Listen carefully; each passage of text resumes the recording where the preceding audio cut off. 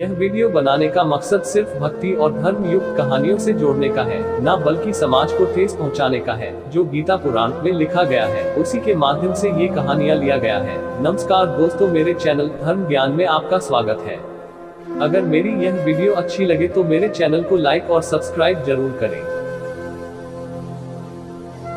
रावण ने जब मां सीता जी का हरण करके लंका ले गया, तब लंका में सीता जी वट वृक्ष के नीचे बैठकर चिंतन करने लगी। रावण बार बार आकर मां सीता जी को धमकाता था, लेकिन मां सीता जी कुछ नहीं बोलती थी। यहाँ तक कि रावण ने श्री राम जी के वेशभूषा में आकर मां सीता जी को भ्रमित करने की भी कोशिश की, लेकिन फिर भी सफल नहीं हुआ।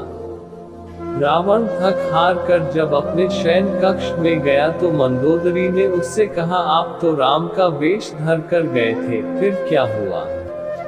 रावण बोला, जब मैं राम का रूप लेकर सीता के समक्ष गया तो सीता मुझे नजर ही नहीं आ रही थी। रावण अपनी समस्त ताकत लगा चुका था, लेकिन जिस जगत जननी माँ को आज तक कोई नहीं समझ सका, उन्हें रावण भी कैसे समझ पाता।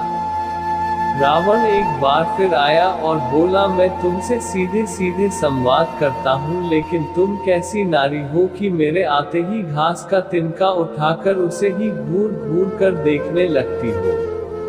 क्या घास का तिनका तुम्हें राम से भी ज्यादा प्यारा है? रावण के इस प्रश्न को सुनकर माँ सीता जी बिल्कुल चुप हो गई और उनकी आंखों से आंसुओं की धार बह पड़ी। इसकी सबसे बड़ी वजह थी कि जब श्री राम जी का विवाह मां सीता जी के साथ हुआ, तब सीता जी का बड़े आदर सत्कार के साथ गृह प्रवेश भी हुआ। बहुत उत्सव मनाया गया।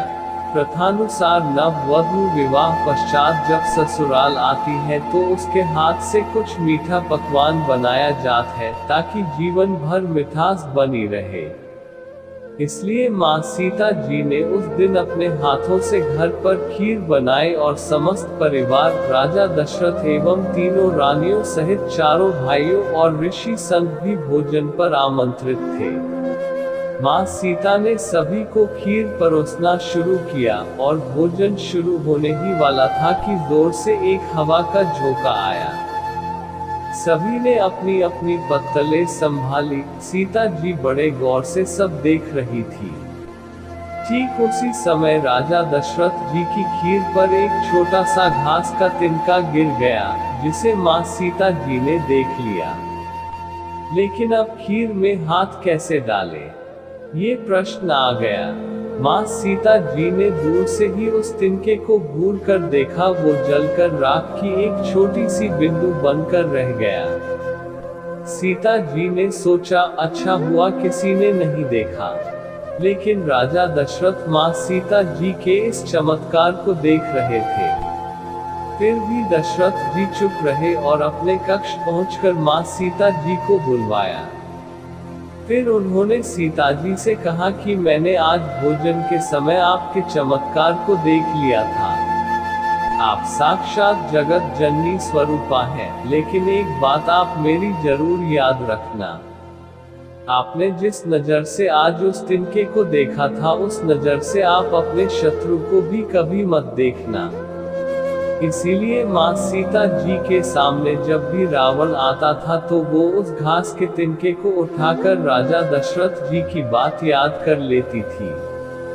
इसलिए माता सीता जी चाहती तो रावण को उस जगह पर ही राख कर सकती थी, लेकिन राजा दशरथ जी को दिए वचन एवं भगवान श्री राम को रावण वध का श्रेय दिलाने हेतु वो शांत रही। ऐसी विशाल हृदया थी हमारी जानकी माता।